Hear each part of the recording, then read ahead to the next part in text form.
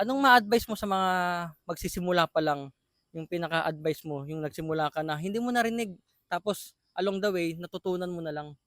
Ako nung nagsimula ako na hindi ko narinig talaga is yung ano, kumbaga parte ng pagiging isang negosyante na kailangan mong maging malakas yung loob. Oo, Yun yun. talaga yung number one. Pinaka number Kasi one. kung takot ka na mawalan, talagang mawawalan Oo, ka naman sa mawalan. negosyo kasi yun nga, ang kahalagahan lang ng start on what you have, minimal lang yung risk. Oo, Oh, totoo. tapos yun kasi, siyempre, yung learnings na narinig ko sa ibang tao na Mm. ano, is basically yung payo is kailangan ng puhunan, Oo, may malaking yun, may kapital, Oo, may kapital 'di ba? pero yun nga lakas lang ng loob O ang ang puhunan. puhunan talaga. So yun, So yun, maraming salamat kasosyo.